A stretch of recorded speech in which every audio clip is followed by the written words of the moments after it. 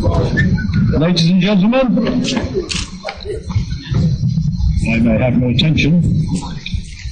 Firstly, I'd like to welcome you all here on our 140th anniversary, and I'd like to especially welcome Richard Drax, and we've got Bill White and Jess Nagel. Jess actually opened this clubhouse 25 years ago, so as Deputy Mayor, I believe that was.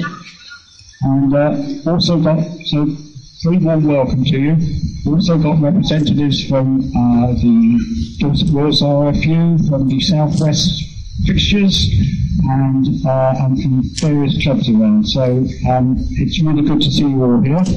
We've got the weather to go with it as well. I'd also like to welcome Carol Farrell-Jones from the RFU. Well, there you are, Carol, yeah, who's been of tremendous assistance to us over the last couple of years. Really good to see you here. Excuse me.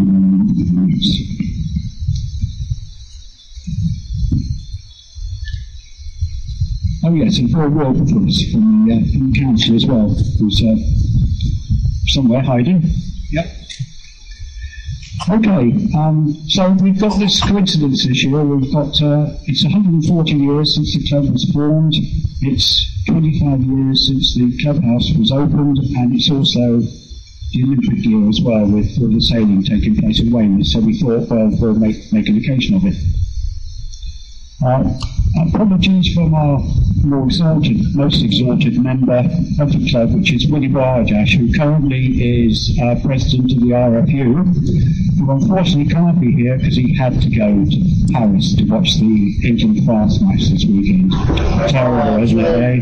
Yeah, I'm sure you all sympathise with him. Yeah.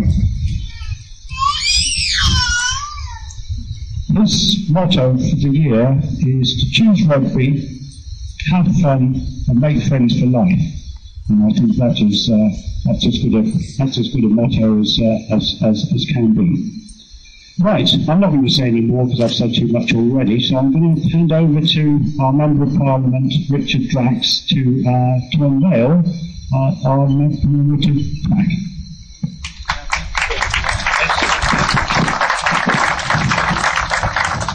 Mr. Chairman, ladies and gentlemen, it is a real honour to be here to mark your 140 years.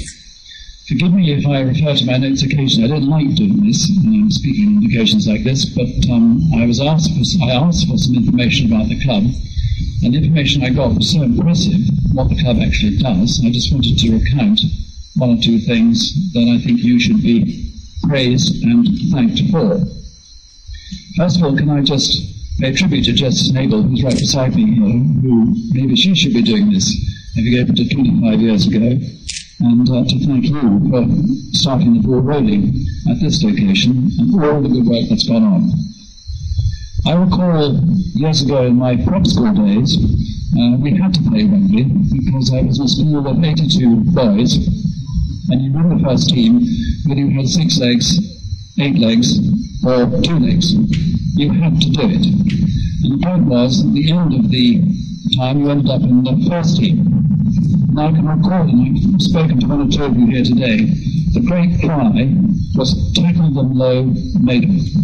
Tackle them low, middle. And I can recall all our friends lined up on the touchline screaming, tackle them low, middle.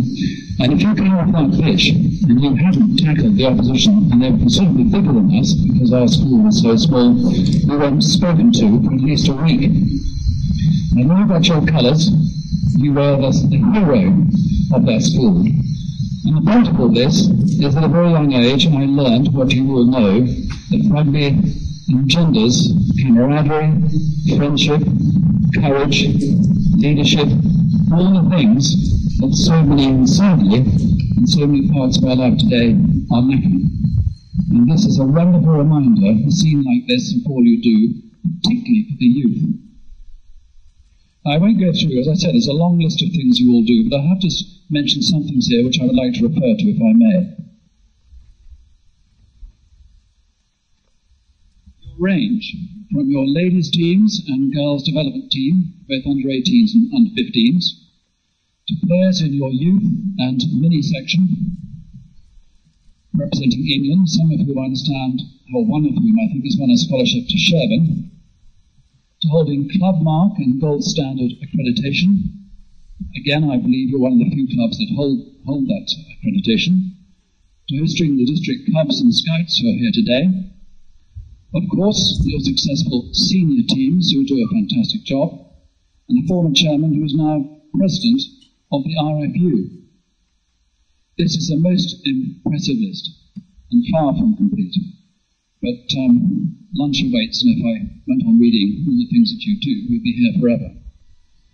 Finally, I met the other day a very nice lady on one of my constituency visits on Portland, who works out of a club at Euston Square looking after the young on the island.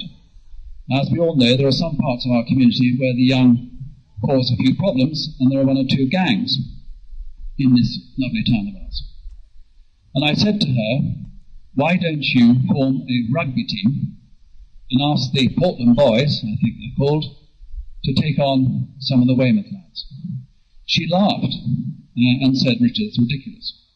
She thought a bit longer and said, yeah, actually that's not such a bad idea. So can I leave that thought with you?